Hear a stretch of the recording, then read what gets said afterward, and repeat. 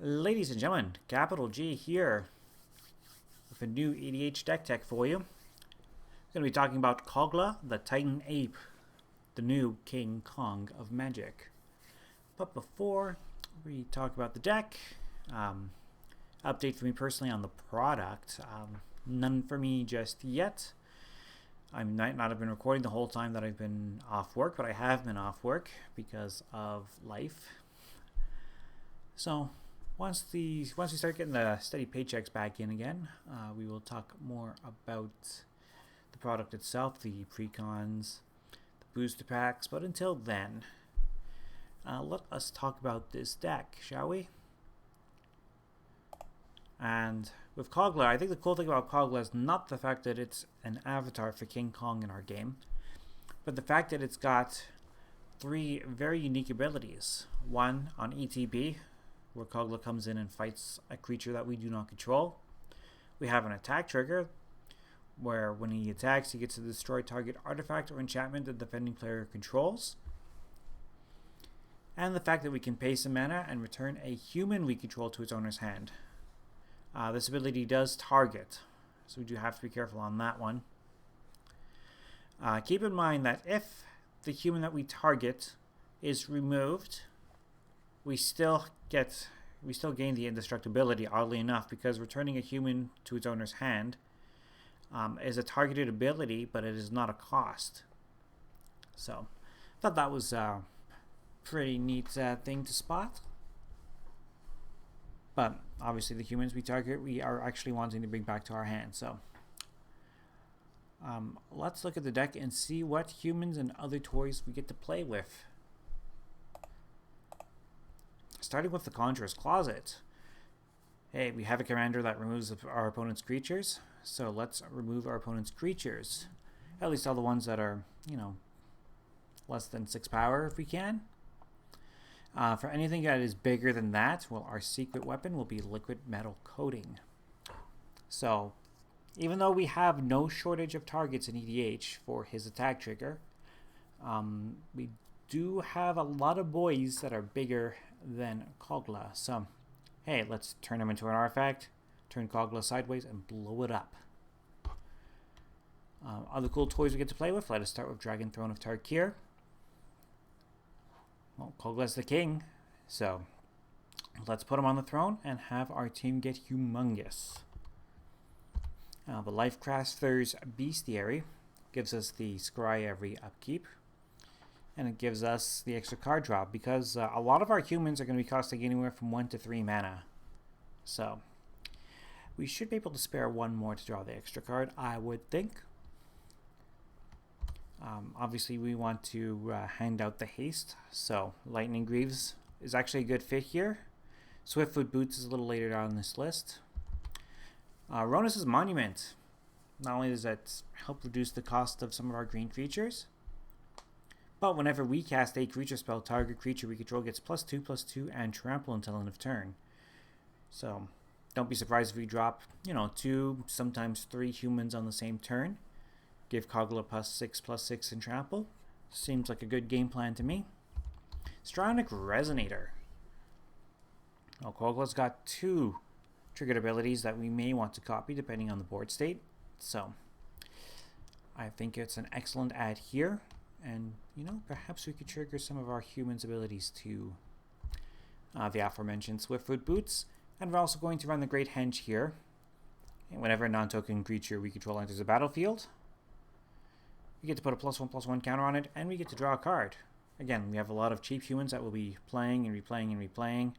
Not to mention the fact that this will give us 2 life and 2 green mana whenever we tap it. And the fact that it shows a mana cost of green instead of a generic. But once Kogla is out, this is only going to cost us green. Well, let's start with our creatures. Let's start with Argothian Enchantress. 2 mana for a 0/1, and because it has Shroud, we cannot return the Argothian Enchantress to our hand with Kogla. That's too bad, but we do have a few enchantments that we might be able to get some draw triggers from. Baru, Fist of Crozet is here as a way to buff the team. One of the more expensive humans. But hey, once he's out, play a forest, give the whole team +1/+1 and trample. just for a land drop. That is a heck of a deal. Beanstalk Giant, also a heck of a deal. We can pay our 3 mana and ramp that way. Later in the game, if we're struggling to get Kogla out or we just need another big boy, well, we pay our 7 mana and we've got ourselves a creature that is whose power and toughness are equal to the number of lands we control. So, nice little backup plan, shall we say. Champion of Landbolt is here. At 3 mana, again, one of the more expensive humans. But the way I look at it, it's every time we put another creature onto the battlefield under our control, he gets bigger. And the bigger he is, well, it says right here, creatures with power less than his power cannot block creatures we control, or her power in this case. I should look at how much hair she had. It's I was a little indecisive there on her gender, but there we go. It is in fact her, and the stronger she is, the less our opponents can block our creatures. Deranged Outcast is here. Sacrifice a human, put 2+1/+1 counters on target creature. Sneaky little piece of tech if we need it. Diligent Farmhand is here. So, as a 1 mana 1/1 human, great target for Kogla's ability. And if we ever need to sack him off to ramp, well, we can totally do that. I am not playing Muscle Burst. I thought it would be really funny to play a copy of Muscle Burst in this deck, but decided not to go that route. Those in the Falling Leaf. It says here, players can only play spells during their own turns. This way, when we're ready to turn our commander sideways, nobody messes with us. That's what Dozen is here for. Of course, we're not playing a lot of instant speed interactions ourselves. So, if one of our opponents is comboing off, we kind of have to rely on the other opponent to perhaps disrupt it. The nice thing here is that we can use our commander to bring Dozen back to our hand. So, that is our game plan. Druid Lyrist. Why not? 1 green for a 1/1. We can always pay a green, tap, and sack to destroy an enchantment should we need to. Duskwatch Recruiter. It's a human warrior werewolf. I was surprised that it still had the human type on it. It says here that we can pay a green and 2 generic to look at the top 3 cards of our library. If we hit a creature card, we can put it into our hand. So this could give us some extra card draw. It may end up flipping into a non-human werewolf at some point. In this case, the Callan Horde Holler is what it would turn to. It does give us mana cost reduction on our green key creatures, but it's also very rare that a werewolf flips in our format. I prefer to stay human as long as possible, but that's just me. Eternal Witness. It's a human. One of the easiest interactions. It's a human, so yeah, we're going to bring the Eternal Witness back to our hand whenever we want, and get cards back from our graveyard whenever we want, of course. Experiment 1. Just a cheap human ooze. 1 green for a 1/1. But hey, as we have creatures that enter the battlefield with more power or more toughness, he can get a little bit bigger. And we can always remove a couple of 1/1 counters to regenerate him, so it gives us not just a target for Kogla's indestructibility, but it gives us a blocker that can regenerate for 0 mana. Flaxen Intruder. What is Goldilocks doing here? Well, the way I see it, 1 mana, 1/2 human. It gives us another way to destroy an artifact or enchantment whenever she deals combat damage to a player. So it gives us sort of a backdoor option there. It also gives us access to the spell Welcome Home. So we can get 3 2/2s for 7 mana. Obviously, not what we want to be doing with 7 mana. Again, this is more of a back pocket card, but the fact that we can take her back to our hand and cast it for 3 bears, just the option is nice. This isn't a human. Angrius, Armored Killer, also known as Gem Razor. Nope, not a human at all. But it does give whatever non-human creature this mutates onto reach and trample, and it lets us destroy an artifact or enchantment. So the idea, of course, is play Kogla, and then we can mutate Gem Razor underneath Kogla. So Kogla would still retain the 7/6, but would gain reach and trample. and it would destroy a target. So seems like a good ad here. Nice sneaky ad. Harvester Druid. It'll tap for a mana for us. Hermit of the Natterknolls. It's another werewolf. And again, risky because it could happen where somebody decides not to play a spell and then we lose a target. But I think it's worth the risk here. Because Hermit of the Natterknolls, a green and 2 generic, gives us a 2/3. And whenever an opponent casts a spell during our turn, we get to draw a card. And even if this does flip it to a werewolf, it's even better. Whenever an opponent casts a spell during our turn, we get to draw 2 cards. So, an opportunity for card draw depending on what our opponents try to do to us on our turn. Seems good. Jakai Messenger, I actually cut from the deck. Give me 2 seconds here. I did not put Jakai. Oh, it's on the other side.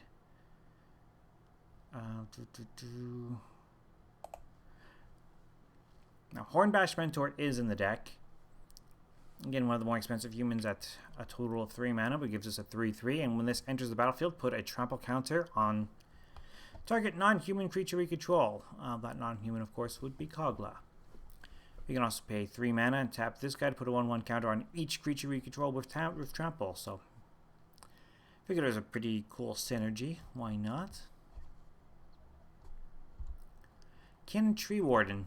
It's 1 mana 1/1, but it's 2 generic to regenerate it. So, can block it. In addition to being an excellent target for Kogla, he regenerates for us all day and blocks for us all day. Crozan Wayfinder.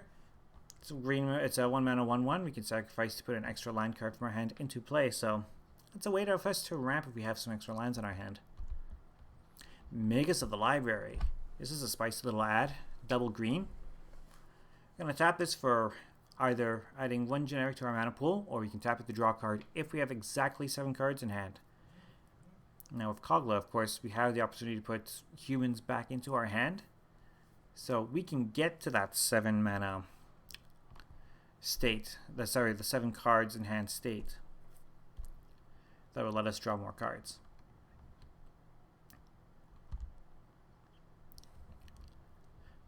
Ashra Cultivator.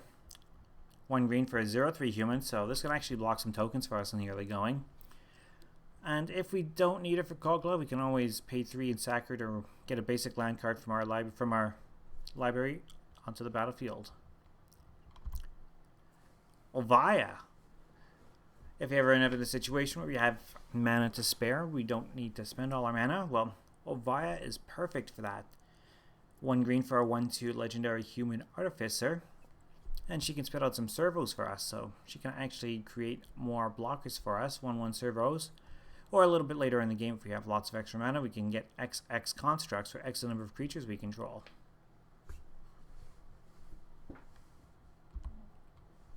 Paragon of Eternal Wilds. Other green creatures we control get +1/+1, so we get an Anthem effect for this 4 mana human.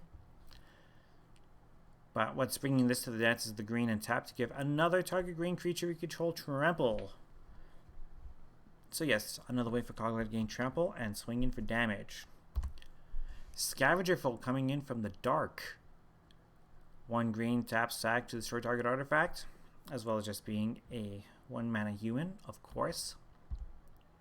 Scorned Villager. This is another werewolf, so again has that risk of being flipped to the werewolf side when we don't want it to be. However, as a human, it taps for 1 green mana, and as a werewolf, it can tap for 2 green mana. So I don't mind taking this chance on this card. Cetessan Champion is here. Again, we've got a small number of enchantments, but I think it was just enough to make it worthwhile to run the champion. For the extra card draw and for a creature that can get a little bit bigger. Somberwald Sage. It's perfect in this deck, actually. 3 mana, 1 green and 2 generic. And our sort of bird watcher here is going to tap for 3 mana of any one color that we could spend on creature spells. So we get Somberwald Sage out on turn 2, turn 3. Could happen. And then the following turn, out comes our commander. Stampede Driver. got a human spell shaper. So again, a perfectly costed target for Kogla. As well, we can pay 2 mana and discard a card to give our whole team a +1/+1 buff with trample. Surak, the Hunt Caller, great synergy here. So at 4 mana, we get a 5/4 human warrior. And at the beginning of combat on our turn, if creatures we control have total 8 or greater, one of our creatures will gain haste. We'll often give our commander haste if Surak is already out on the battlefield, or vice versa. We can give Surak haste if Surak comes down to the battlefield after our commander. Timberland Guide. When this enters the battlefield, put a +1/+1 counter on target creature. So, hey, here's a way to repeatedly add +1/+1 counters to our commander. Uvenwald Tracker. Hey, 1/1 for 1, and it says, hey, a green and a 1 and tap. For target creature you control, fights another target creature. So yeah, we can fight and fight and fight some more. So, great way to remove some blockers. Verduran Enchantress, sticking with that enchantment theme, another way for us to draw cards when we play enchantment spells. Whisper of the Wilds, taps for green, but if we have a creature power 4 or greater, it can tap for 2 green. Yisan the Wanderer Bard. I was debating if I wanted to run Yisan or not here, but the way I look at it, on the first activation we have a lot of 1-drop targets. On the second activation we have a lot of 2-drop targets. So, even if I only activated it 2 or 3 times and then return it to my hand, I should have access to every human creature in the deck. And that is it for our creatures. So let's go on to our enchantments. We have 10 in total, including Blanchwood Armor to give any one of our creatures +1/+1 for each forest we control. We're actually running a lot of basics here, so this is going to be a huge buff. Dragon Fangs. Enchanted creature gets +1/+1 and has trample, but here's the cool thing with this card. When a creature with converted mana cost 6 or more comes into play, you may return Dragon Fangs from our graveyard to play enchanting that creature. So let's say Dragon Fangs is already in the graveyard. The reason doesn't matter. We pay our Kogla. Kogla comes in, Dragon Fangs is like, hey, big boy. +1/+1 trample. Frontier Siege, great piece of ramp. We're going to choose cons with this one every time. At the beginning of each of our main phases, we get to add 2 green mana to our mana pool. We don't have any flyers in the deck, so don't worry about the dragons. It's all about the cons. Growing Rights of Vitlamak. We've got a lot of weenies, a lot of small creatures, so why not run the Growing Rights and get the card advantage from the ETB, get the mana advantage from when this card flips. Guardian Project, another way for us to effectively draw cards. Whenever a non-token creature enters the battlefield under our control, if it doesn't have the same name as another creature we control or a creature in our graveyard, draw a card. So let's shorthand it to play a creature, draw a card. And because Kogla returns creatures to our hand, Kenrith's Transformation is another way to deal with some of the big boys. The bigger boys, we can turn it into a 3/3 elk, and we get to draw a card when we play this card. Lignify, same deal. Turn a creature into a 0/4 tree folk. It loses all abilities. Rancor, this is specifically for Kogla. Throw this onto Kogla so we can swing for 9 with trample. And Talons of Warwood, same deal. We have to pay 3 mana to return it from our graveyard to our hand, and then 2 mana again to enchant a creature with it, but that's okay, because it means we always have a way to give Kogla trample. And Wild Growth is here. 1 green, throw it onto a forest. That forest now taps for 2 green. Instance, running just the 3 with Once and Future. We're playing mono green, so assume the spell is always adamant. So if at least 3 green mana is spent to cast this spell, well, here's what it does without the adamant. Return target card from our graveyard to our hand. Put up to 1 other target card from our graveyard on top of our library, and then we exile Once and Future. But because we're always going to be adamant, we're going to get both cards back to our hand.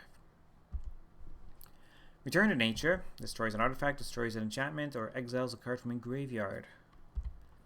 And Rapid Vigor, this is sort of the budget heroic intervention. So if you have the money to splurge on heroic intervention, run that instead, or run it in complements to Rapid Vigor. But regenerating our entire board is a great way to protect from most board wipes.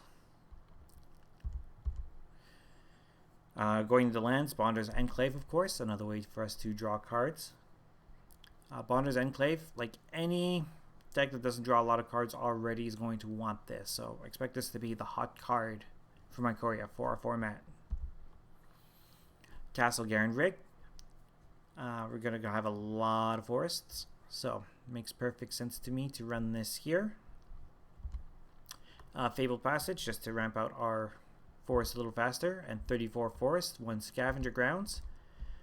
I did not put in Evolving Wilds or Terramorphic Expanse, but we also have a lot more to do on the early turns than we typically would. I guess that is the reason why I did not put them in. But a very straightforward mana base for this deck. Obviously, very easy to spice up with other options as well. Running 1 Planeswalker. Running Vivian, Monsters Advocate. Why not? It says for 5 mana we get to look at the top card of our library at any time. We can cast creature spells from the top of our library if we happen to have one there. So, offhand way of drawing some cards for us. Gives us some 3/3 beast creature tokens with our choice of Vigilance, Reach, or Trample. And the -2 is going to be handy too. When we cast our next creature spell, we can search our library for a creature card with less converted mana cost, put it into the battlefield, and then shuffle the library. We have a lot of 1, 2s, 3s, so if we cast a 3, we can go get a 2 or a 1. Very, very easy. Or if we cast a commander, we can get any creature we want from the deck, put it onto the battlefield. Sorceries with Cultivate, Kodama's Reach, and this is Pilgrimage, the mono green version of those spells. Ranger's Path, because the 2 4s that we search for actually come into the battlefield. Well, they will come into play tap, but we're going to run it anyways. And Survivor's Bond. Choose one or both. Return a human card from our graveyard to our hand, or return a non-human card from our graveyard to our hand. So this will bring a human back to our hand, but a sneaky play would be to let Kogla hit the graveyard if we run out of ways to protect it, and then use Survivor's Bond to bring it back to our hand. And there is our Titan Ape Kogla. Lots happening for a mono green deck. Obviously, the objective is swing with Kogla to win, and perhaps go wide with our small army of humans. I hope you like the deck. Feel free to suggest any other ideas in the comments below, and we will see you all again next time. See you again soon.